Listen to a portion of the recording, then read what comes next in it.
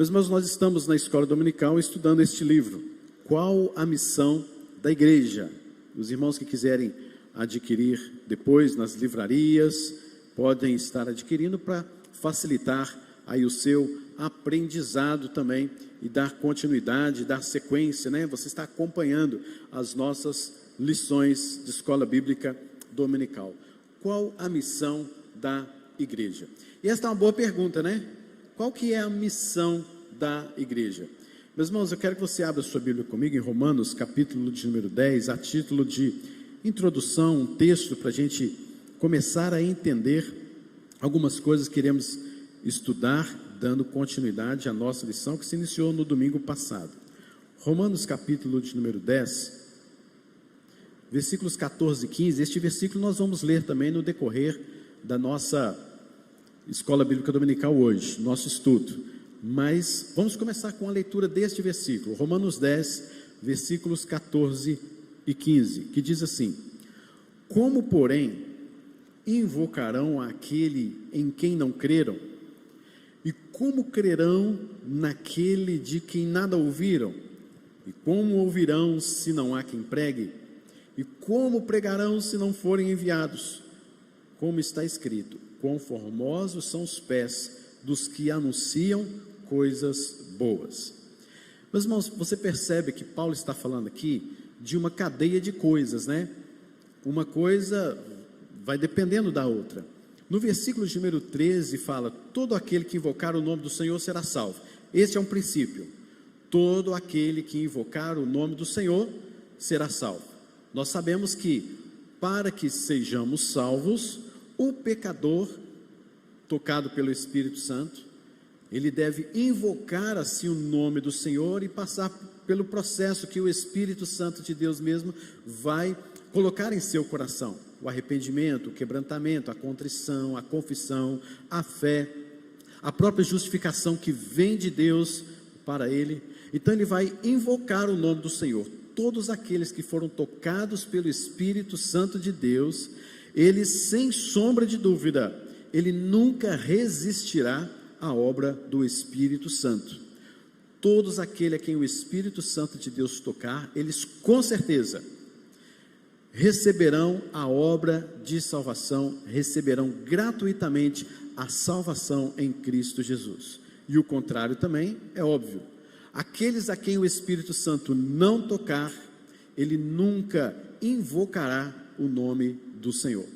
E Paulo traz este princípio, então: todo aquele que invocar o nome do Senhor será salvo. Só que aí ele traz uma responsabilidade para a igreja, para os romanos, os crentes em Roma, traz responsabilidades para nós hoje, pois a Bíblia também, é claro, é para os nossos dias com certeza. E ele coloca agora assim uma cadeia de coisas. Ele diz: como, porém, invocarão, não é isso? Aquele que invocar o nome do Senhor será salvo. Mas como que eles invocarão aquele em quem não creram? Ou seja, eles precisam de crer em Jesus para receber a salvação, para serem convertidos. Mas como que eles crerão? Como eles invocarão aqueles em quem não creram? Aí Paulo vem para uma segunda questão também para a gente pensar. E como crerão naquele de quem nada ouviram? Não é uma questão óbvia? Você precisa de crer em Jesus. Ok, esta mensagem é plena de aceitação, mesmo que as pessoas não recebam Cristo Jesus, mas elas estão ouvindo isso a todo tempo, em redes sociais, na rádio, na TV, nas igrejas, etc., nos folhetos.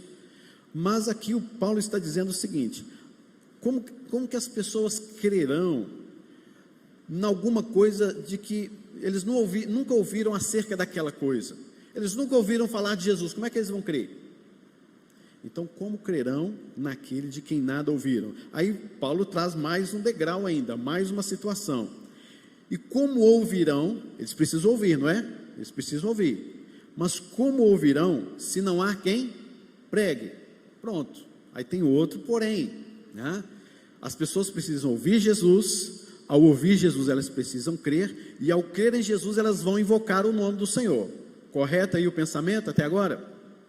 Aí vem toda essa cadeia acontecendo. Mas como que elas ouvirão se não há quem pregue?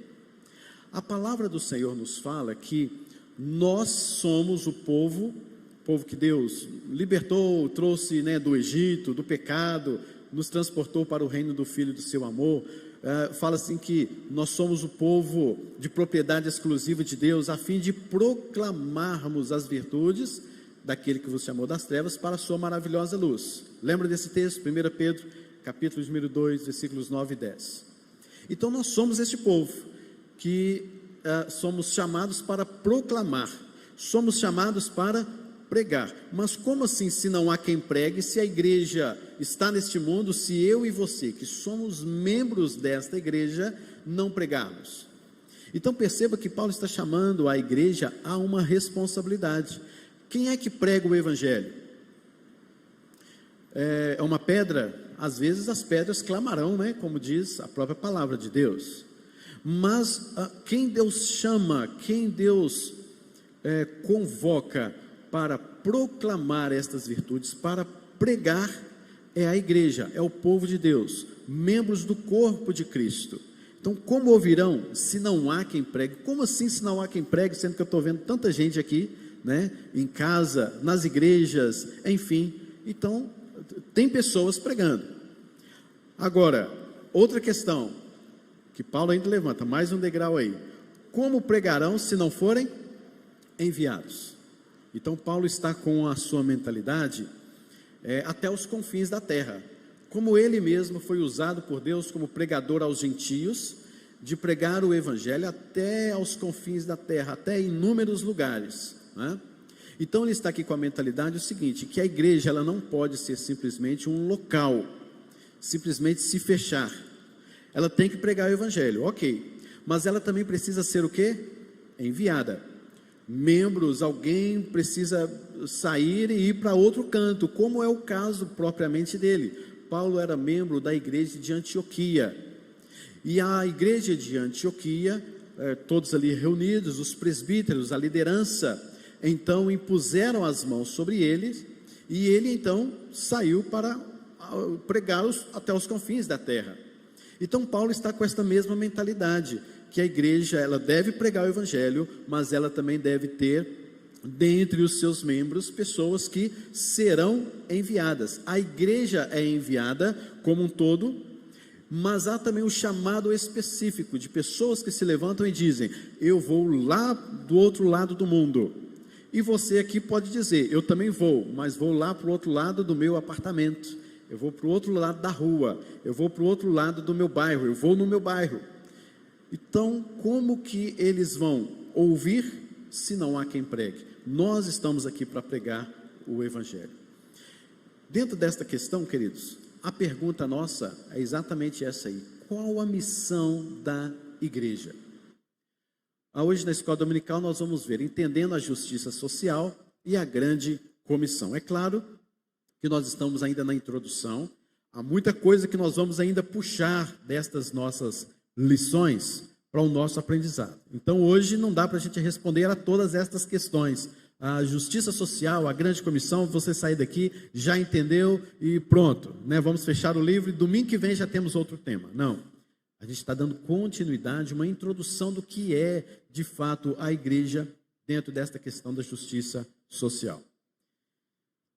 Meus irmãos, há muitos conceitos errados, muitos conceitos superficiais, talvez a gente poderia dizer até mesmo conceitos artificiais demais, em relação ao que é a missão da igreja. Há talvez muitas confusões com isso, por ser superficial demais, por ser artificial, por ser talvez um certo romantismo de algumas igrejas, das nossas igrejas. Talvez, com isso, o conceito de missão da igreja está sendo muito desvalorizado e não temos entrado profundamente no que é de fato a missão da igreja. Então essa pergunta você vai ter assim durante vários domingos, porque é até o tema do próprio livro. Qual a missão da igreja? Eu quero que, antes de a gente dar continuidade, mostrar aqui só apenas uma rápida ilustração para os irmãos. Irmãos, permitem? Vamos ver aqui se eu consigo mexer nesse negócio aqui. Olha só. O que os irmãos estão vendo aí? Um carro, não é? Bonito esse carro. Parece que é o Kwid, não é isso? Muito bonito esse carro. Mas podia ser qualquer carro, beleza? Pode ser qualquer carro. Pode ser aí o que você tem. Você só imagina aí um carro. Foi o primeiro que eu achei. Eu falei assim, tá bonito, vou colocar isso aí na tela. Isso aí é um carro. Qual que é a função de um carro para você? O que o carro faz? Ele nos transporta. Ele facilita a sua vida, às vezes, não é? Traz um conforto, etc. Tanta coisa que você poderia falar aqui. Então está aí a presença de um carro nas nossas vidas, que é de extrema importância para nós hoje, com certeza. E qualquer outro meio de transporte. Agora veja bem, você já viu isso aqui? Eu não conheço nada de mecânica. Se você me perguntar quais peças são aquelas, eu não vou descobrir nenhuma. Talvez você já saiba, eu não sei mesmo. Se me falar assim que peça é aquela, eu não sei, de verdade. Sou péssimo nesse negócio de mecânica. Mas dentro do seu carro, você já imaginou todo dia você montar essas peças pela manhã? Montar o seu carro direitinho, né? Agora eu vou sair com o meu carro. Já imaginou isso? Você tem que acordar mais cedo. Não, peraí que eu tenho que montar o motor do meu carro para ir embora para o trabalho. Eu tenho meia hora para fazer isso.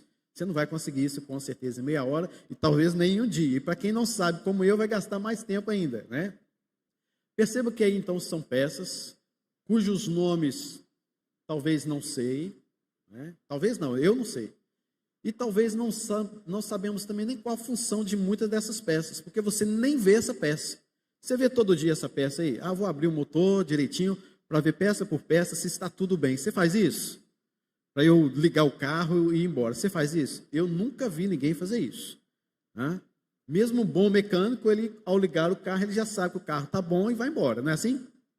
Então está aí tantas peças que estão dentro do seu carro e que talvez você não saiba. Olha que coisa legal, né? Desmontamos um carro. Ali tem bancos, tem rodas, e dali para baixo, só sei o volante, né? Tem um volante. O volante eu já sei o que é.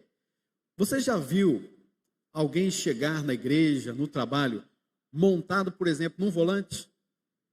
Já viu isso? Um volantinho, você montado no volante apenas chegar no trabalho? Coisa menos óbvia, né? Coisa ilógica isso, não tem a mínima possibilidade. Você já viu, você tem alguns anéis, né, aqui embaixo, aqui assim, bem pequenininho, talvez nem você esteja enxergando bem, mas esses anéis, com certeza, como é que chama isso? Como é que chama isso, Edmar? Você sabe?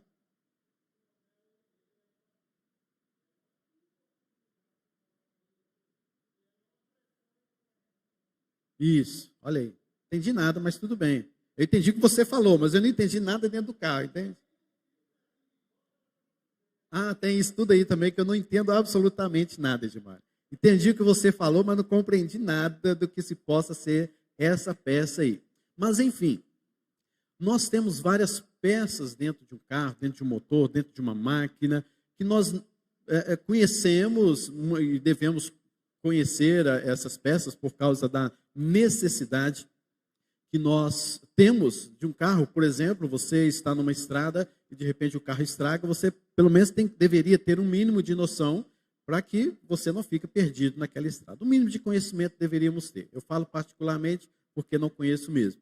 Mas, enfim, várias peças, um carro desmontado e tantas coisas que são, cada uma dessas peças são extremamente importantes no funcionamento do carro. Cada peça dessa aí. Eu creio que se você tirar o volante, que é a peça que eu conheço ali, você não vai conseguir dirigir o seu carro, vai? Vai ser meio difícil. Se você tirar uma outra coisa ali, você vai talvez até ligar o carro, mas ele não vai andar. Ou se andar, chegar lá na frente, ele vai dar um problema, né? Então tem várias coisas e outras coisas mais que para esse carro depende o funcionamento, a sua utilidade. Aí voltamos ao carro. Voltamos então ao carro. O que aquele monte de peça faz com esse carro? Faz o carro funcionar perfeitamente, faz o carro levar você de um lado para o outro, né? A função do carro, qual é a função do carro? A função dele está muito clara, é transportar, é um meio de transporte. Agora, voltando então novamente às peças, qual a função daquela peça? A função daquela peça é tocar na outra para que a outra funcione, que tem que ter um óleo, que tem que ter não sei o quê, para que ela, o motor não aqueça, para que... Está percebendo? Essas peças, cada uma delas tem a sua função. Mas a peça sozinha não é um carro. A peça sozinha não pode fazer nada que um carro completíssimo possa fazer. Mas elas são importantes? São por demais. Junta, tem um negócio que chama junta, né, no carro. Acho que são até esses anéis aqui de baixo, que pelo menos parece, não sei não. Se for isso, é um negocinho tão fininho, tão pequenininho, mas se aquilo trincar, você pode arrebentar o seu carro. Você nem vê essa peça durante o seu dia, mas ela é extremamente importante, né? Então, quando a gente olha para o carro como um todo, meio de transporte, você não imagina qual a importância daquela peça ali naquele carro. Queridos, por que eu estou dizendo isso? Porque, na verdade, nós temos muitos conceitos errados do que é igreja. Qual a missão da igreja? É proclamar o evangelho, falar das bem-aventuranças, das boas novas de Cristo Jesus, a fim de que o homem de Deus seja salvo. Ok. Só que dentro disso, há mais outras coisas que também significam pregar o evangelho. Os irmãos estão entendendo? A função do carro é transportar. A função da igreja, vamos dizer que seja então essa, agora aqui, nós vamos ver outras coisas, mas vamos dizer assim, a função da igreja hoje, para nós aqui hoje é pregar o evangelho, ok. Vamos dizer que seja isso. Mas dentro do pregar o evangelho tem várias peças, tem várias coisas que são extremamente importantes. O problema que nós vamos ver aqui hoje, então, para a gente retirar certas coisas do nosso pensamento, é achar que uma peça daquela é a essência da igreja. É o todo da igreja. É o carro. Entende? Porque há muitas pessoas, eu já vi muitas pessoas dizendo isso, olha, se aquela igreja não tiver um trabalho assim e assim, ela não é igreja. Ah, mas espera aí, calma lá. Vamos devagar. Né? Vamos devagar. Não é porque a igreja não exerce esse tipo de trabalho que você pode conceituá-la erroneamente diante de toda a sua essência. Então, é neste ponto que a lição de hoje vem falar para nós. Uma peça não é o carro todo. Ela não é sozinha a essência do carro. Mas ela, junto com outras peças, torna-se um motor, torna-se um carro, e o carro vai fazer a sua função. Então, nós queremos dizer para os irmãos com isso, que neste estudo, neste livro, nesse tema que estamos estudando, primeira coisa, nós não estamos afirmando que os cristãos devem ser indiferentes para com o sofrimento ao seu redor e no mundo. Lucas 10:30, abra lá sua Bíblia comigo, vou ler esse texto e explicar o que o livro, o nosso estudo está querendo nos dizer quanto a isso. Você conhece essa parábola? Se não conhece, vai relembrá-la agora e eu vou contá-la aqui rapidamente. Lucas 10, versículo 30. Jesus prosseguiu dizendo: certo homem descia de Jerusalém para Jericó e veio a cair em mãos de salteadores, os quais, depois de tudo lhe roubarem e lhe causarem muitos ferimentos, retiraram-se, deixando-o semi-morto. A parábola do bom samaritano. O levita, o sacerdote, passaram ao largo de um judeu que foi assaltado, foi pisoteado, maltratado, e eles que eram religiosos, eles que diziam amar a Deus e ao próximo, etc., passaram ao largo, e eis que veio um samaritano, que eram inimigos dos judeus, e ele então foi quem cuidou daquele judeu, sem ter todas aquelas regalias de orgulho religioso. Ele quem cuida daquele samaritano, leva-o para uma hospedaria e paga-lhe todas as despesas em relação à sua saúde, à sua cura, etc. Essa é a parábola que Jesus Cristo contou do bom samaritano. Nós também devemos ter esta noção do bom samaritano? Claro que sim. Quando a gente fala sobre a visão da igreja, que a igreja deve pregar o evangelho e deve estar pregando o evangelho da forma correta, nós não estamos diminuindo o fato de que devemos ficar indiferentes com relação ao sofrimento do mundo. o nosso negócio é pregar o evangelho. Eu não estou nem aí para o sofrimento do mundo. Se o mundo está sofrendo, então, isso não é... Um dia, o mundo é assim mesmo, o mundo jaz no maligno. O mundo já era. Então, vamos pregar o evangelho. Tá bom, e como é o pregar o evangelho para você? Eu vou colocar um folhetinho lá na caixinha de correio. Ótimo, perfeito. Muito bem. Eu vou usar lá uma rede social, vou evangelizar nas redes sociais. Bênção, beleza. Pode ser uma missão, e é uma ótima missão, etc. Mas isso não significa, quando nós dizemos que a igreja só pregar o evangelho, pegando nesse ponto, nós não podemos simplesmente dizer que é só isso e sermos indiferentes com o sofrimento ao redor do mundo. Ou seja, pregar o evangelho, se esta é a missão da igreja, não é somente isso, nós veremos, mas estou pegando esse gancho. Se essa é a missão da igreja, pregar o evangelho, o fato de você pregar o evangelho abre um leque muito grande. E o problema nosso é exatamente esse, de ao abrirmos este leque, dizermos que somente este ponto aqui é o essencial. Não, esse ponto é essencial, como, por exemplo, olhar para o sofrimento ao redor do mundo. Isso é uma forma muito especial. Mas não é só isso, é muito mais. E quando nós estamos conceituando, nós não queremos ser indiferentes com isso. É isso também. Porque há pessoas que enfatizam somente isso.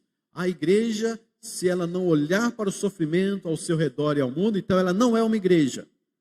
Calma lá também, entende? São estas coisas extremas que nós estamos observando na introdução, então, deste primeiro capítulo do nosso livro. Segundo lugar, querido, neste estudo nós não estamos também afirmando, quando estamos falando da missão da igreja, o que é verdadeiramente a missão da igreja, biblicamente falando, nós também não estamos dizendo que os cristãos devem pensar que a evangelização é a única coisa na vida que realmente tem valor. Evangelização. Aí você olha para a igreja presbiteriana 12 de agosto e fala assim, a igreja não evangeliza, então ela não é igreja. Agora, aí vem várias outras coisas que você pode pensar. Como assim a igreja não evangeliza se ela prega o evangelho? Ela não está pregando o evangelho? Ela não está abrindo a Bíblia num culto à noite, de manhã, e ela não está pregando a palavra de Deus? Está. Então ela está evangelizando. No meu conceito, no conceito, obviamente, bíblico, não o meu propriamente, mas no conceito bíblico, todo culto é evangelístico. Por quê? Você está pregando o evangelho. Você está pregando o evangelho. Mas aí vem aquela questão que a gente está ligado, e é isso que o autor está querendo desmistificar. Vem aquela questão seguinte, que evangelização é quando você prega o evangelho e uma pessoa converte. Isso é evangelização. Beleza, é sim, pode ter certeza disso. Mas não é só isso. Então a evangelização não é como as pessoas às vezes pensam, a evangelização não é esse todo da igreja. Por que a gente diz isso, segundo o livro? É porque eu já vi muitas pessoas orando pela igreja. Senhor, abençoa a igreja presbiteriana 12 de agosto para que ela se desperte para a evangelização. Isso mesmo, devemos mesmo, queridos, nos despertar para a evangelização. Mas isso não quer dizer que a igreja não evangeliza, tá certo? Podemos fazer muito mais, tem muita missão a ser feita. Mas isso não quer dizer que a igreja não está evangelizando, porque é impossível. Se nós estamos pregando o evangelho, nós estamos evangelizando. Só que na mente da pessoa, ela pensa que evangelização é simplesmente, dentre outras coisas, você ir para o hospital e distribuir ali mensagens para os que estão sofrendo a doença, sofrendo a morte, levar consolo. Isso também é evangelização, mas não é o tudo. Para as pessoas que oram assim às vezes, pensam que nós temos que ter um carro de som e lá evangelizar. Beleza, é isso mesmo, precisamos. Isso é algo fantástico. Mas se isso não acontece na igreja, a igreja não evangeliza. Os irmãos estão entendendo o que eu estou querendo colocar aqui? Se não tem aquela obra tal de evangelização, se não fecharmos aqui o quarteirão, se não distribuímos folhetos, se não jogamos na mocidade aqui os adolescentes para fazer cultos nas praças e tudo mais, então a igreja não evangeliza. Queridos, muito cuidado com isso. E o autor está exatamente desmistificando esta situação, de que se isso não acontecer, então a igreja não evangeliza. Agora, é claro que, segundo a própria nossa confissão de fé, a igreja, ela sempre foi alvo de Satanás para desviar o evangelho. Há igrejas que se dizem ser igrejas que não estão pregando o evangelho como o evangelho de fato é. Logo, a gente vê aí um certo problema na questão evangelística, na questão da essência da igreja. Tá certo? Mas a igreja do Senhor Jesus Cristo, ela evangeliza a todo tempo. Mas o conceito que temos é esse tipo de evangelização. Você vai e a pessoa se converte, a pessoa vem para a igreja, batiza, faz a sua profissão de fé, é membro da igreja. Entende? Então, desmistificar isso um pouco, porque é muito mais do que isso. Então, por isso que ele coloca que os cristãos devem pensar que a evangelização é a única coisa na vida que realmente tem valor. Não estamos afirmando isso, ok? Até porque, queridos, um conceito muito interessante que o próprio Russell Shedd coloca para nós é que a igreja, ela tem como uma da sua missão, e talvez a missão máxima, é de adorar a Deus. Ela tem a missão também, em primeiro lugar, de morrer para si mesma. Morrer para si mesma. Mas ela tem a missão de adorar. Adorar a Deus todas as coisas que a igreja faz deve ser o princípio para a adoração a Deus. E perceba que a evangelização, um dia ela vai terminar. Você acha que a evangelização um dia vai terminar? Vai acabar? A evangelização vai acabar um dia? No céu. Quando Jesus voltar, você vai continuar aqui na terra evangelizando? Eu não, porque eu vou com ele. Né? Eu vou com ele, não vou ficar evangelizando. E lá no céu, precisa de evangelizar? Também não, obviamente que não. Então a obra de evangelização, ela vai terminar. Ela está com seus dias contados, até a vinda de Cristo. Ou então, particularmente falando, até a minha morte, né? Quando eu morrer, eu não vou mais usar a obra de evangelização. Agora, a adoração, ela continua. Você adora o Senhor aqui, e quando você morre, vai para o céu, você continuará a sua adoração, a sua missão. A igreja como um todo, quando foi elevada às alturas com Jesus no céu, a adoração vai continuar. A evangelização, não. Com isso, podemos diminuir o valor da evangelização? Também não. Tá certo? Então vamos para outro ponto aqui, o que não queremos afirmar quando estamos falando sobre missões. Que cristãos que arriscam suas vidas e se sacrificam pelos pobres e desamparados, pensem que a sua obra é de alguma maneira suspeita ou é digna de louvor somente se ela resultar em conversões. Este é um grave problema também que nós temos. As pessoas pensam que a obra de evangelização, aqueles que vão lá para o outro lado do mundo, aqueles que fazem a evangelização no início de uma igreja, por exemplo, ela só obtém resultados, ou melhor, ela só cumpriu o seu chamado se ela obtiver resultados. Se não há conversões, se não há batizados ali, pessoas que professaram sua fé, então o trabalho dela é ruim que só. Não dá para continuar, essa pessoa é muito ruim. Vamos colocar alguém lá mais dinâmico. Vamos colocar alguém lá que evangeliza para valer, que vai nas casas, que faz isso, que faz aquilo outro. Aí sim, o negócio vai fluir lá. Nem sempre. Talvez vai até fechar, né? Mas o fato é que nós nos preocupamos muito com resultados. Não que nós não devemos nos preocupar com resultados. Não que nós não devemos nos preocupar com conversões. Claro, se você está evangelizando alguém, trabalhando, cumprindo lá uma certa missão, você ora por aquela pessoa e deseja que aquela pessoa se converta. Você se preocupa com isso. Mas o problema nosso é que nós sempre estamos preocupados em resultados. Este é um grave problema quando falamos da obra de evangelização e quando colocamos a evangelização como uma das nossas missões da igreja. Essa questão de resultados, de fato, leva muitas pessoas ao peso da culpa, porque ela faz, ela prega, não consegui nada, né?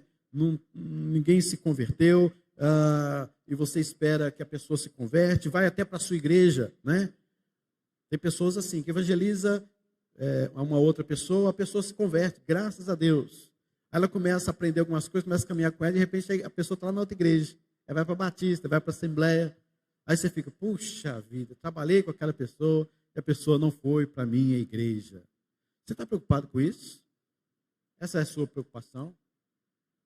A questão é de nós termos levado o evangelho. A pessoa se converteu, que bênção. Ótimo. Ela foi para outra igreja genuinamente evangélica. Que bênção. Deus abençoe em nome de Jesus.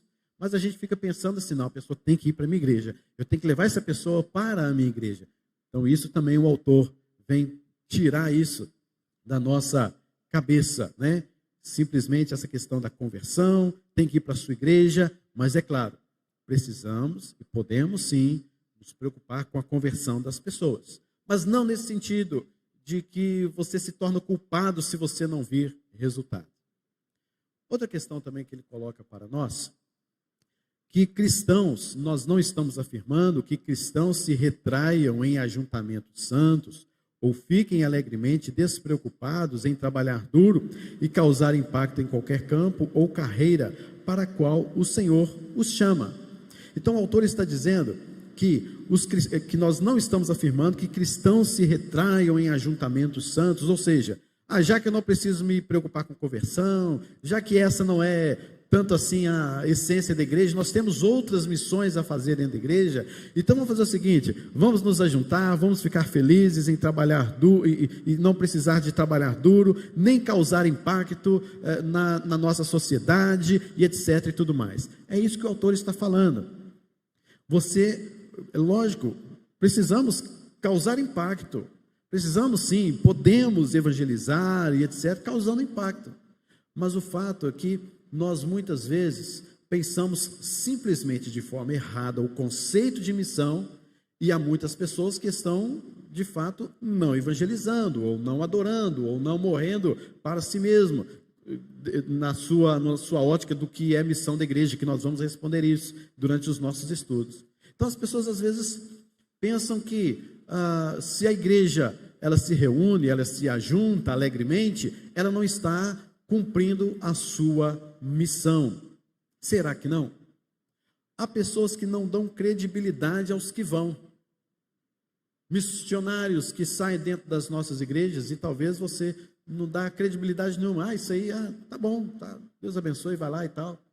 E você não sustenta, não ora, porque você está muito bem aconchegado na igreja, muito bem já com a sua rotina e etc. E talvez você nem se preocupe em trabalhar duro, em impactar e etc. Né? Talvez isso seja pelo fato de não compreendermos o chamado de Deus. E é por isso que esse livro está aí. Porque não compreendemos qual a missão da igreja, nós muitas vezes nos retraímos. E não observamos que nós temos muitos trabalhos para fazer. Há muitas peças no carro para ser colocada, para ser montada. Há muitas coisas a ser funcionais e ter que fazer, e podemos fazer dentro da igreja. Todos os dons, por exemplo, foram dados para o aperfeiçoamento da igreja, e assim a aplicação na evangelização, na adoração, na santificação, aí na justiça social, aí nós vamos ver vendo de fato a missão propriamente da igreja. Então, queridos, não estamos afirmando que cristãos se retraiam em ajuntamentos santos ou fiquem alegremente despreocupados em trabalhar duro e causar impacto em qualquer campo ou carreira para a qual o Senhor chama. Fique aí, fique tranquilo, a missão da igreja é muito mais do que isso, então eu não vou fazer muita coisa não, eu fico aqui na minha, está tudo muito bom. Toda a igreja, o povo de Deus foi chamado para o trabalho, foi chamado para testemunhar, foi chamado para proclamar as virtudes do Senhor, para proclamar a adoração ao Senhor e etc. Outra questão ainda que o autor nos mostra. Não estamos afirmando neste estudo que os cristãos parem de sonhar com maneiras criativas e corajosas de amar o seu próximo e impactar suas cidades. Então você pensa assim, eu aprendi qual é a missão da igreja é assim, assim, assim, então quer dizer que aquela coisa com a qual eu sonhava, uma maneira criativa de evangelizar, de adorar, dentro do conceito do que é missão igreja, então não preciso fazer isso mais. Então eu fiz tudo isso até hoje errado, eu fiz tudo isso na ignorância. Não, queridos, a gente não está afirmando isso também. A gente só está colocando que esse é um ponto dentro de um leque maior e dentro do que é, de fato, a missão da igreja. Você pode sim, e você deve sim, ter maneiras, sonhar com maneiras criativas, como é a frase do autor, maneiras criativas e corajosas de amar o seu próximo, de impactar cidades. Você pode fazer isso. Você deve fazer isso, a igreja pode fazer isso, mas o que a gente quer tirar neste estudo é pararmos de pensar que é só isso. Pararmos de pensar que se aquela igreja não tem ideias criativas para a evangelização, para a missão, então ela não é uma igreja evangelizadora. Nada disso, não tem nada disso. Os cristãos, muitas vezes hoje, porém, pode ser que ao observarmos, ao fazermos uma análise dos crentes, não tenham mais estratégias de tentar alcançar o próximo. Isso pode acontecer. As pessoas estão tão alegremente nos seus ajuntamentos, nas suas igrejas, que elas não têm mais, entende? Essa coisa de evangelizar, fazer um discipulado. Olha, eu vou começar a orar pelo meu vizinho. Eu vou trazer ele para dentro da casa, vou fazer um pãozinho de queijo bem gostoso, vou chamar ele, tomar um cafezinho comigo e vou começar a evangelizá-lo. Isso é uma ideia criativa. Mas eu aprendi lá na igreja lá que isso aí não é só isso, tem tantas outras coisas, eu não consigo, então não vou nem fazer isso, não. Não é isso, e é isso que o autor coloca também para nós, né? Que ao falar sobre justiça social, ao tratar sobre missão na igreja, não significa que você deve deixar de lado todas estas questões. Mas o que nós estamos afirmando então? O que o autor do livro, na sua introdução, então, ele quer que nós aprendamos como base ao aprendermos sobre o que é missão? O que a gente precisa entender? Primeira coisa, queridos, queremos, na verdade, assegurar-nos de que o Evangelho, as boas novas da morte de Cristo pelo pecado, a sua subsequente ressurreição, é de primeira importância na nossa igreja. Queridos, nós não podemos abrir mão dos conceitos da fé, segundo a palavra de Deus, para abrandar o Evangelho, pensando simplesmente na aceitação melhor daqueles que estão ouvindo o Evangelho. O Evangelho, a pregação do Evangelho é de primeira importância em nossa igreja. Lembra que eu acabei de dizer que toda pregação ela é evangelística, porque ela prega o Evangelho. Há pregações que, de fato, no seu conteúdo, ela pode ser mais direta evangelisticamente. Concorda comigo? Quando a gente faz um sermão, um estudo, você tem certas diretivas. Por exemplo, uma das primeiras coisas é pensar assim: quem será o meu público? Eu não vou pregar lá numa escola, por exemplo, ou sei lá onde mais, na Câmara dos Vereadores, como eu prego aqui um sermão de domingo à noite. Por quê? Porque o público é diferente. Aqui eu tenho a certa noção de que as pessoas têm um mínimo de conhecimento acerca daquilo que eu estou tratando, falando e tudo mais. Mas lá não. Então eu tenho que ter outras estratégias, outras formas de pregar.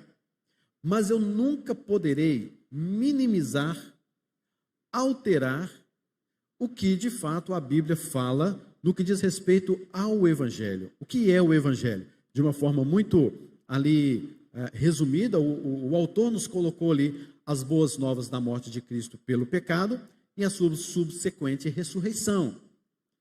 Quando eu falo as boas novas da morte de Cristo, só chegando ali nas boas novas, já tem um monte de coisas que a gente vai falar. Quando eu venho falar da morte de Cristo, eu tenho mais um monte de coisa que eu posso falar. Por que Jesus morreu, por que ele veio, por que ele nasceu, viveu, morreu. Aí eu vou falar do pecado, da depravação. Então, um monte de coisa.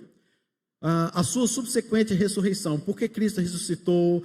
Qual a implicação, qual a aplicação disso na minha vida? Estas coisas são essenciais numa obra evangelística. Você pode dizer certas coisas baseado na nossa fé, que é isso aí, de formas diferentes para a pessoa compreender, correto? A gente pode fazer isso. O que eu não posso fazer é minimizar a pregação do Evangelho para tentar alcançar aquela pessoa. você começar a passar a mão demais na cabeça, você dizer que aquela pessoa é isso, é aquilo outro e tudo mais, simplesmente para tentar alcançar. Isso já não posso fazer. Eu devo pregar o evangelho de forma tal que a pessoa entenda, conheça, e propriamente com a essência do evangelho, mas não posso subestimar o evangelho. Então, nós devemos assegurar-nos que o evangelho é de primeira importância em nossa igreja, ok? Se um pregador começa aqui a pregar, se você que é professor, se você que é presbítero, diácono, você vai trazer uma lição, ou você mesmo no seu dia a dia, você vai pregar para alguém e começa a falar coisas que não condizem com o evangelho da palavra de Deus, você, além de muito hipócrita, você está subestimando a palavra de Deus e está pecando contra o próprio Deus, porque você está subestimando a palavra de Deus. Então nós não podemos fazer isso.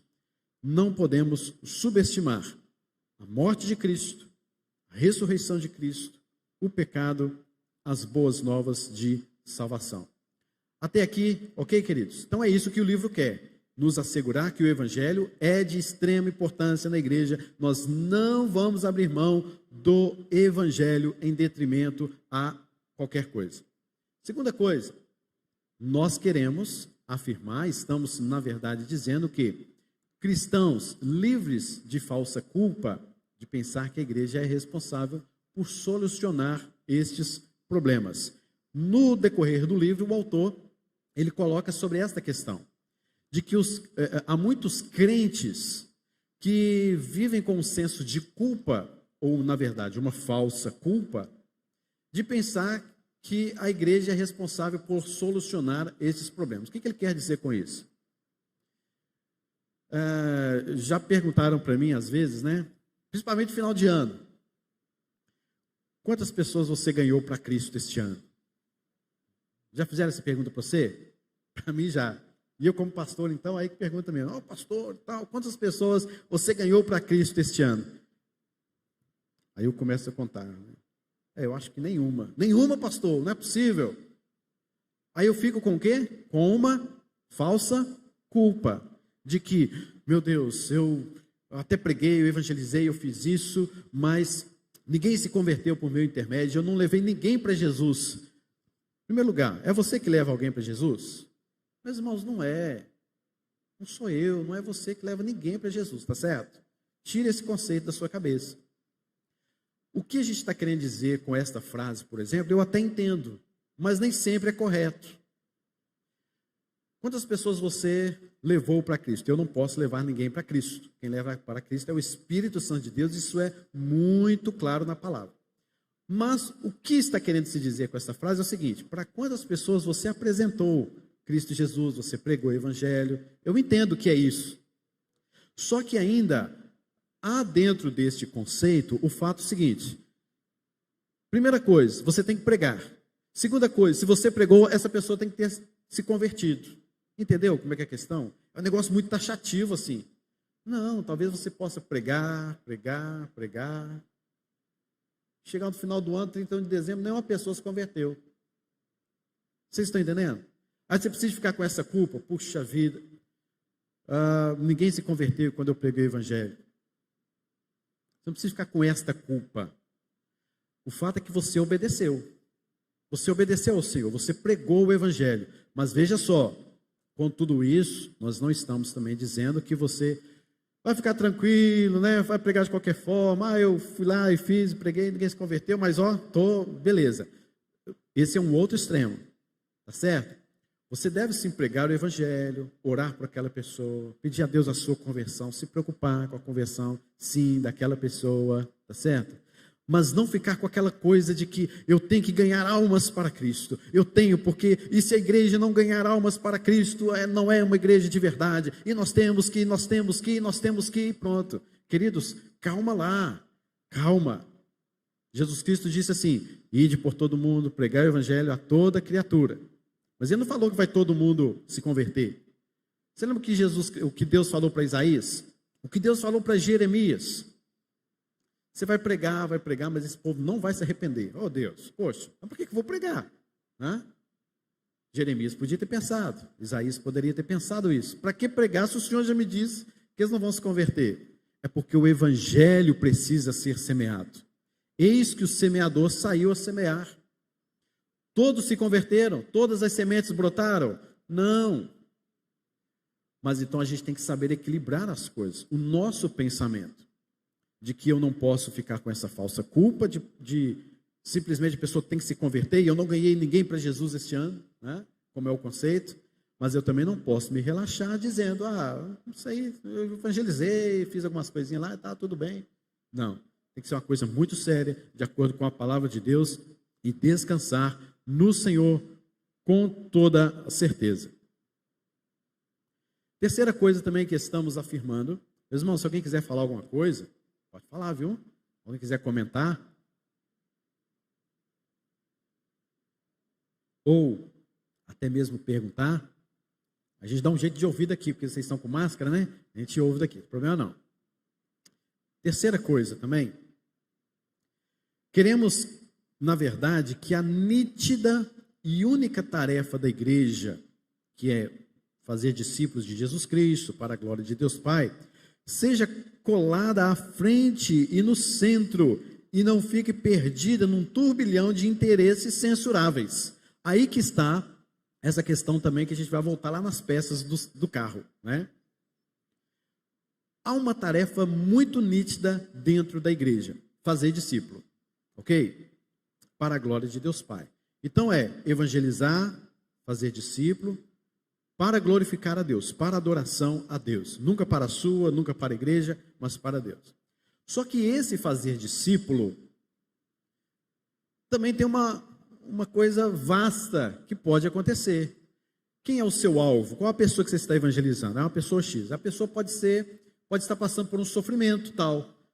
Você vai evangelizá-la e não vai se importar com o seu sofrimento? Não tem jeito. Você acaba se envolvendo. A pessoa está passando uma situação financeira difícil. Você vai chegar lá simplesmente pregar o evangelho e vai embora? Não, você vai se envolver com aquela pessoa.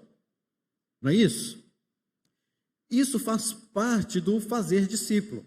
Pode ser que você esteja evangelizando uma pessoa, mas a pessoa não tem problemas financeiros, nem está passando por um sofrimento aparentemente, mas ela tem um problema depressivo, um problema da alma.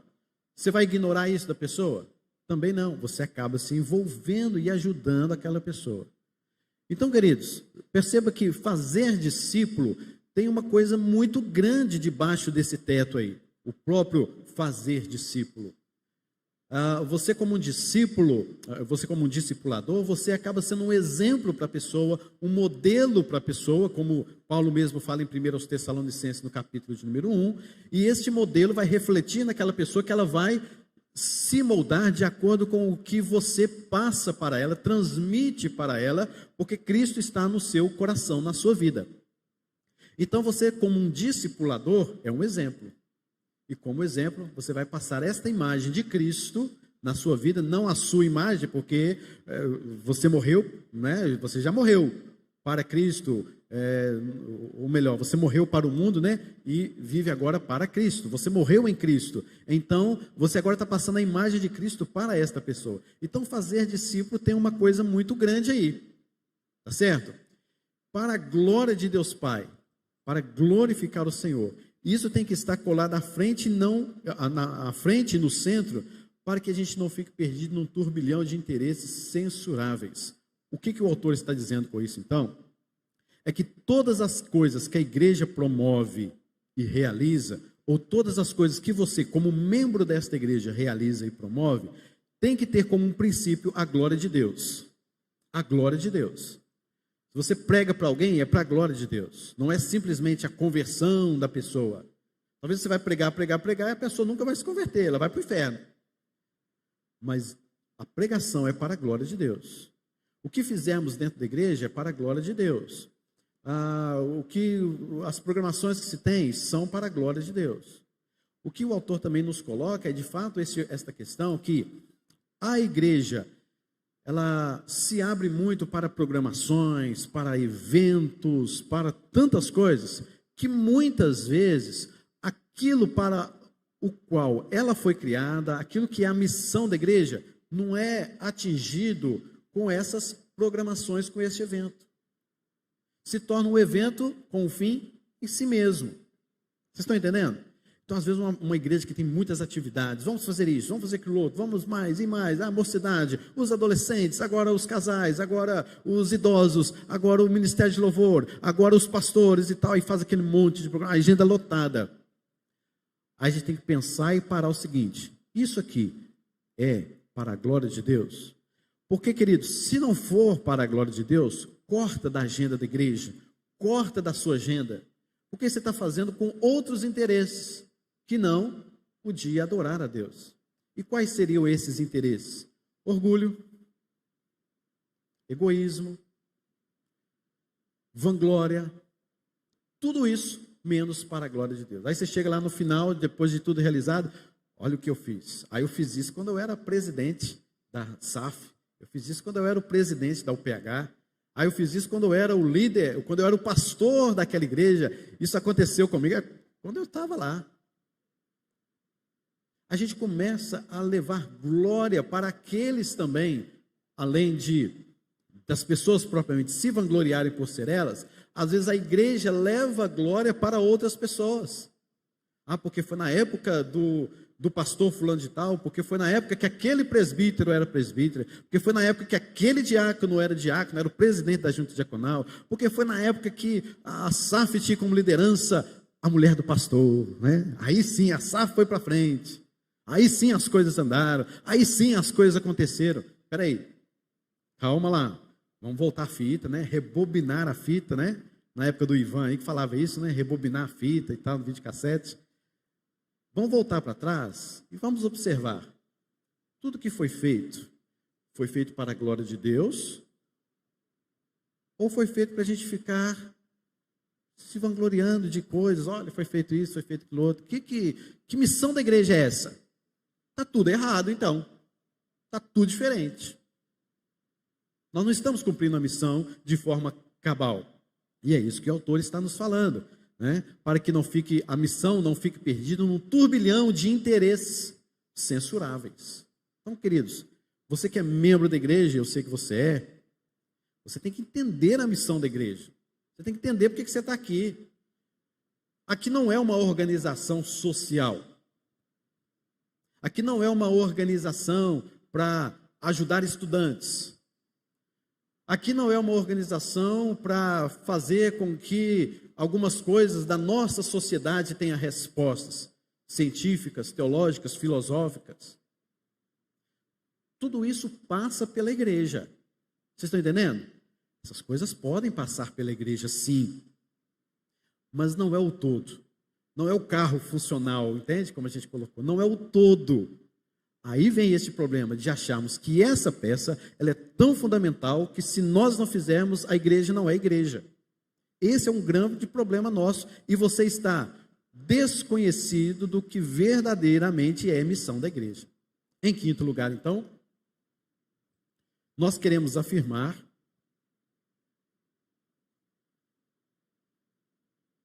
quarto lugar, que os cristãos entendam a narrativa bíblica e pensem mais criticamente sobre textos específicos dessa narrativa.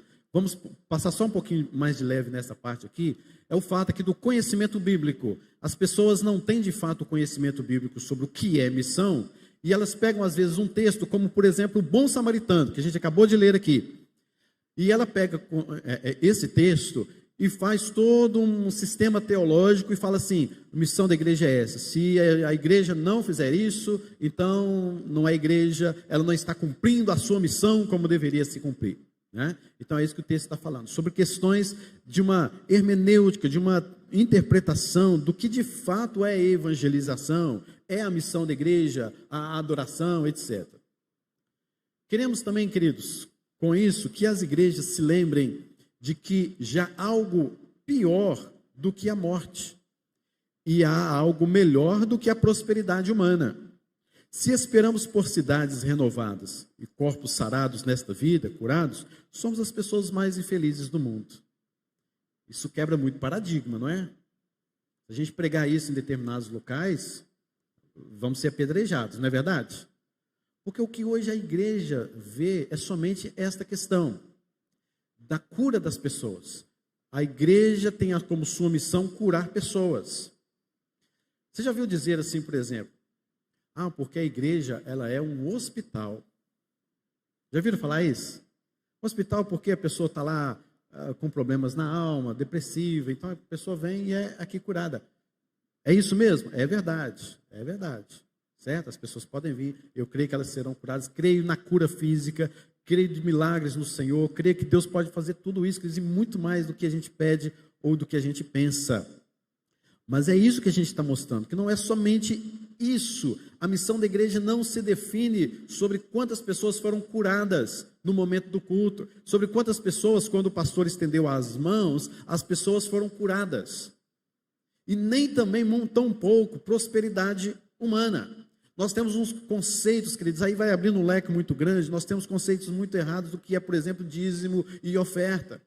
Muitas pessoas, presbiterianas, crentes, ou talvez até de outras religiões também, mas eu estou falando de nós, estou aqui falando de nós.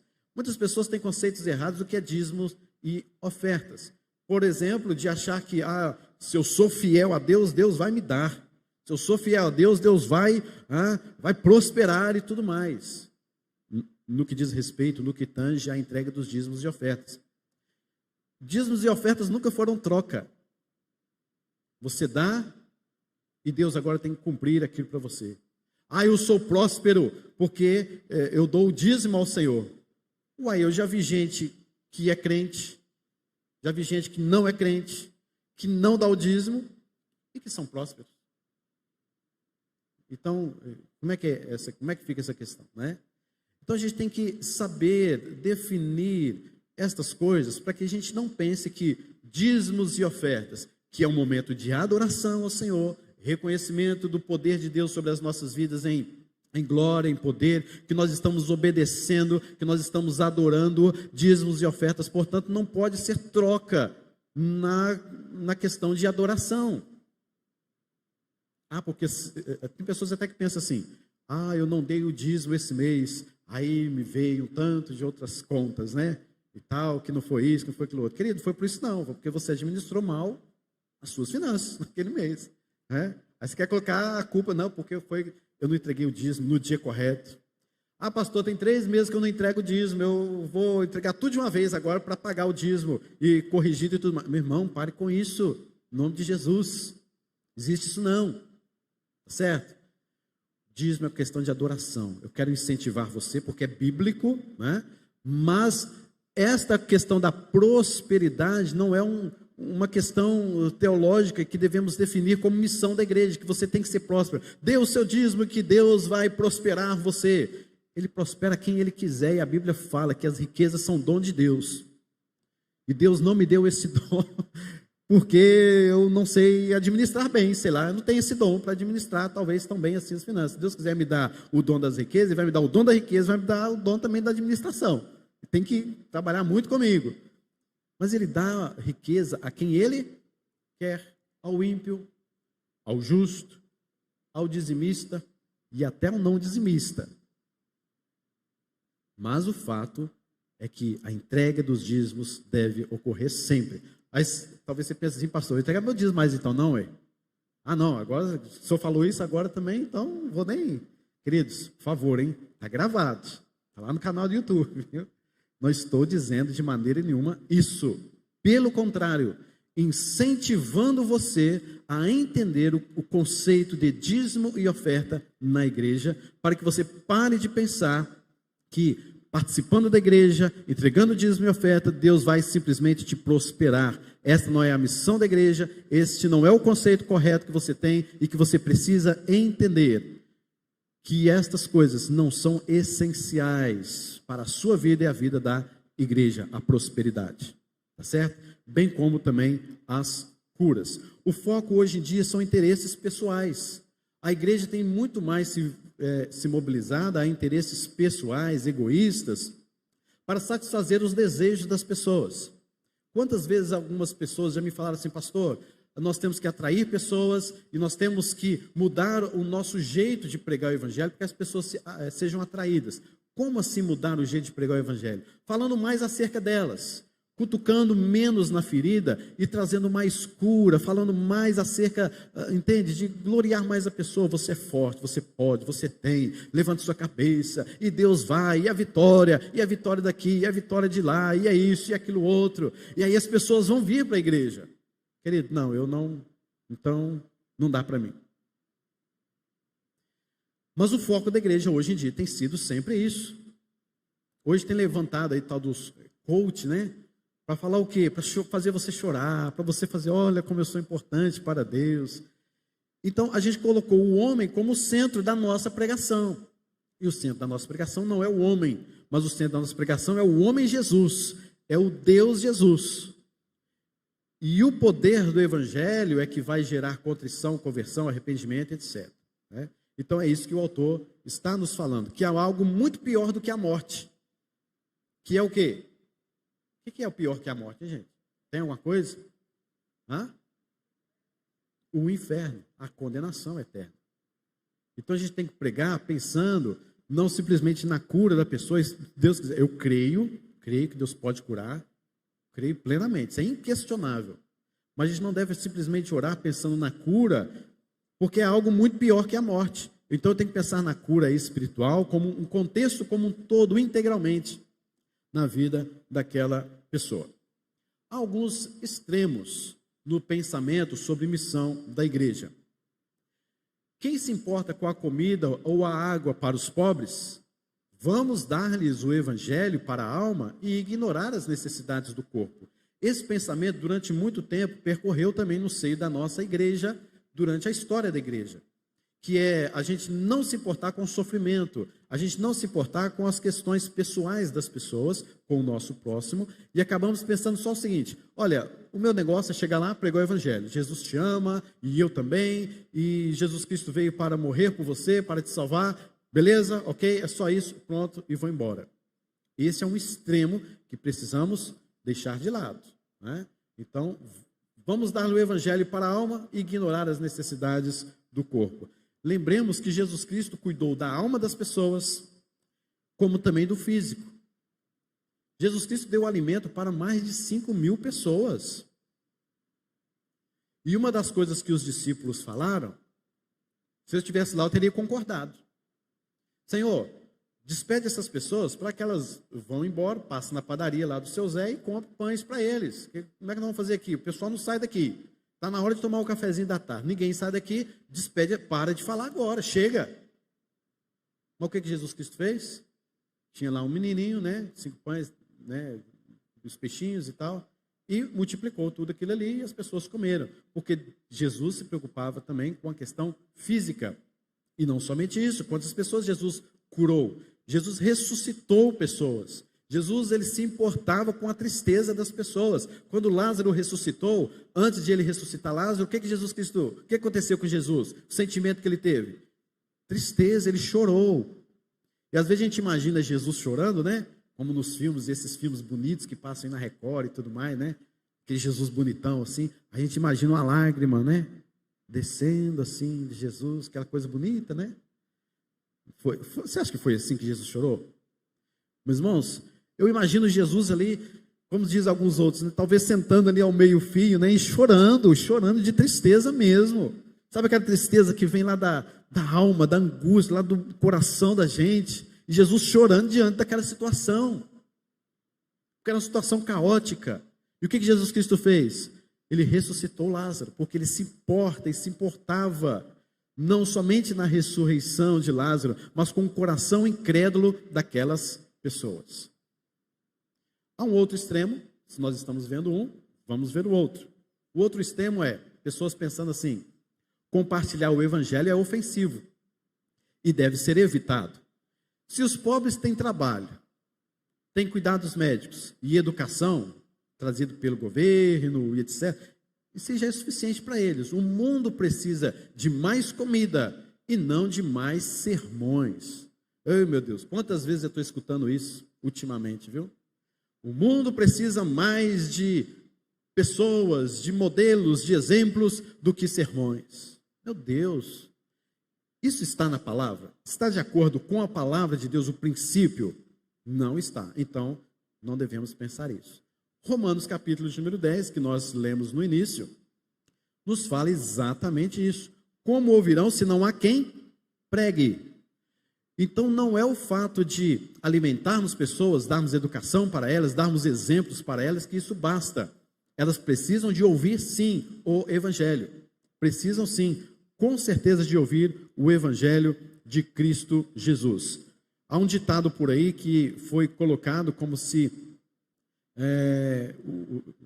É colocado assim: prega o Evangelho todo o tempo. Se necessário, use palavras. É atribuído esta frase a São Francisco de Assis. Mas ele nunca falou isso não, viu? Você pode descartar, porque não foi São Francisco de Assis que falou isso. Isso é coisa muito mais moderna. Mas esta frase não é toda correta não, viu, meus irmãos? Dê exemplo, se possível, fale. Calma, não é bem assim também não. A palavra de Deus fala: como ouvirão se não há quem pregue?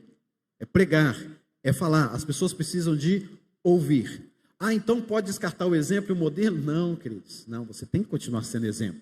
Continue sendo exemplo. Continue sendo modelo. E de fato, as pessoas podem olhar para o seu exemplo, mas de acordo com aquilo que você prega. De acordo com aquilo que você fala. Você não pode ter uma vida que você prega uma coisa, mas vive outra. Então as pessoas têm que olhar para você, ser exemplo, mas de acordo com aquilo que você prega, e não somente por as suas atitudes. Então isso aí, a gente tem que desmistificar estas frases, esses clichês, né, por aí afora. Ah, tal, seja um exemplo, se possível, se tiver um tempinho, pregue. Tem disso não. Jesus Cristo falou: ide por todo mundo e pregai. A pregação tem que estar dentro do seu exemplo, com certeza. Agora veja só algumas visões que nós temos em detrimento daquilo que é a nossa filosofia, o nosso contexto de mundo. Eu acho que ficou pequenininha a letra, mas talvez dá para ler. Uma pessoa advogada, ela é um cristão, ela é um cristão advogado, né? O que ela vai pensar em relação à missão da igreja? As pessoas precisam de conhecer as suas leis e os seus direitos. Ela está errada em pensar assim? Não. As pessoas precisam conhecer as suas leis e os seus direitos. Um cristão dentista. As pessoas precisam de saúde bucal e tratamento dentário.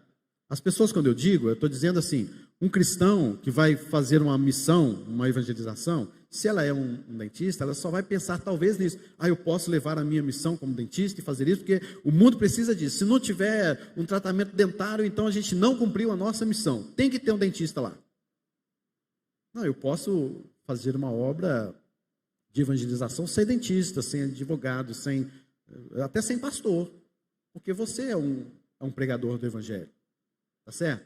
Mas se nós temos dentistas, temos advogado e outras profissões, ótimo, vamos juntos lá. Eu não posso minimizar isso simplesmente neste ponto. Um cristão psicólogo, as pessoas precisam de saúde mental. Se não tivermos saúde mental, como que as pessoas ouvirão o evangelho? Concordo plenamente, elas precisam de saúde mental, ouvirão e entenderão o evangelho, mas não é só isso. Um cristão médico, as pessoas precisam de saúde. Claro, que bênção, você que é médico, você pode pregar o evangelho, você pode testemunhar de Jesus Cristo sendo médico e abençoar muitas vidas, mas isso não é o todo. Um cristão engenheiro, devemos construir casas para as pessoas, beleza? Ótimo, vamos sair aqui evangelizando e a gente vai entrar nas casas e se precisar de reforma, nós vamos reformar as casas, nós vamos trocar o teto, nós vamos levantar ofertas na igreja, porque a pessoa fulano de tal está precisando de trocar o teto e nós estamos evangelizando essa pessoa e vamos fazer isso. Que coisa boa, bênção isso, queridos. Mas, meus irmãos, não é só isso. Um cristão farmacêutico, né? Precisamos investir na aquisição de remédios e sua distribuição. As pessoas precisam de saúde, etc. Beleza? É isso mesmo, mas não só isso. Por que a gente coloca isso? Porque a gente tem minimizado a questão de missão a coisas tais como essas. Isso, de fato, são verdades, mas não são apenas isso. Ok? Vamos lembrar das peças do carro. Tudo isso aí são peças. E são extremamente importantes. Mas nós devemos juntar tudo isso e vamos cumprir de fato a missão da igreja. Eu vou adiantar um pouquinho aqui para a gente conversar mais. Vou pular isso aqui. Aí vem, né? Qual então é a missão da igreja? Se você for ler Mateus 28, 16 a 20, Marcos 13, 10, Lucas 24, 44 e 49, Atos 1, 8, você vai ver claramente qual a missão da igreja. A questão é que quando você vê qual é a missão da igreja, que é a grande comissão, né, nas passagens que falam dessa grande comissão, você abre um leque de coisas. Porque para você evangelizar, você tem que ter um mínimo de estratégia. Não estou dizendo aquela estratégia, né? Estou dizendo uma estratégia, como por exemplo, chamar o seu vizinho para tomar um cafezinho com você. Coisa boa, né, não? Se você chamar o seu vizinho, me chame também, tá bom? A gente vai junto lá. Mas é uma estratégia, uma boa estratégia. Mas o que a gente quer desmistificar é exatamente pensar que você não precisa de nenhum tipo de estratégia para evangelizar. Você precisa.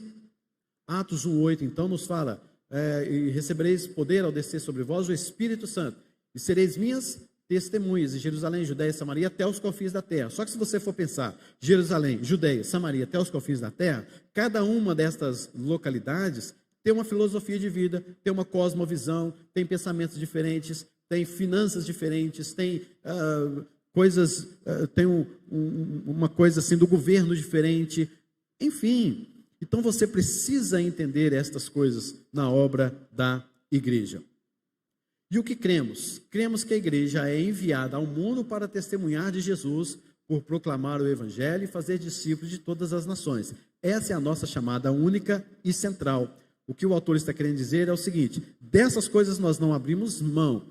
Isso aí faz parte da missão da igreja.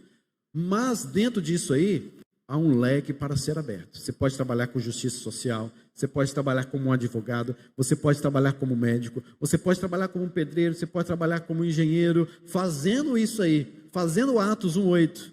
Você pode trabalhar como aquele que vai chegar e falar, né, propriamente do evangelho. Enquanto isso, há atrás de você pessoas que estão ali para ajudar no incentivo de outras funções da missão da igreja. Então, queridos, entenda, nós somos um corpo, a igreja é um corpo, e esse corpo precisa cada vez mais se desenvolver com os seus dons, e não pensarmos que missão da igreja é somente se a igreja tiver aquilo.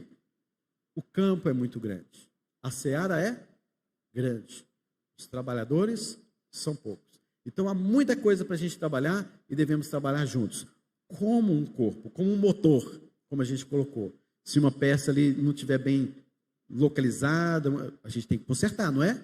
A gente vai lá, conserta, porque talvez uma situação que ocorreu lá com os adolescentes pode prejudicar talvez uma outra situação, e aí a obra, a missão da igreja lá na frente seja defeituosa. Então a gente tem que andar em harmonia, uns com os outros, para então cumprir a missão da igreja. E é nisso que nós cremos. Amém? Alguma colocação, queridos? Dúvida? Não? Ah, que coisa boa, vocês entenderam tudo então, que bom. Meus irmãos, estamos apenas na introdução deste livro, mostrando o que o autor de fato está querendo nos mostrar no decorrer do estudo. Próxima semana nós vamos estudar sobre o que Jesus nos envia a fazer no mundo. O que de fato Jesus nos envia a fazer no mundo. Simone vai dar essa lição na próxima semana e o leque vai se abrindo. Então não perca as lições, a sequência, senão você vai ficar assim meio que voando, né? Então não perca a sequência para nós entendermos mais ainda amplamente sobre a missão de Cristo. Ok, meus irmãos? Vamos ficar de pé, vamos orar, encerrando então este momento, Escola Bíblica Dominical. À noite estaremos aqui às 18 horas, para juntos adorarmos ao nome do Senhor, em nome de Jesus. Tem alguém mais nos visitando pela primeira vez, por outras vezes? Não? Então nós vamos encerrar e orar ao Senhor nosso Deus. Senhor, leva-nos para as nossas casas em paz, que o Senhor, Deus, faça com que nós nos tornemos praticantes da Tua palavra e não somente ouvintes. Assim como aprendemos pela manhã, que o Senhor venha, Deus, tratar conosco, falar conosco, e que possamos juntos levar a obra do Senhor avante, de acordo com a palavra do Senhor, de acordo com aquilo que o Senhor nos ensinou sobre o que é missões. E que a missão da igreja, Satanás, o mundo, a carne, nunca, Senhor, venham a atrapalhar ou a querer destruir. Por mais que eles tentam, mas a gente sabe que as portas do inferno não prevalecerão contra a missão da igreja, contra a igreja do Senhor. Abençoa-nos nestas lições. Nós pedimos ao Senhor a tua bênção sobre este dia. No nome de Jesus aqui oramos. Amém. Amém. Amém, amém, queridos. Estamos encerrados então da Escola Bíblica Dominical. Hoje à noite, às 18 horas, estaremos juntos aqui para adorarmos ao nome do nosso Deus. Deus nos abençoe.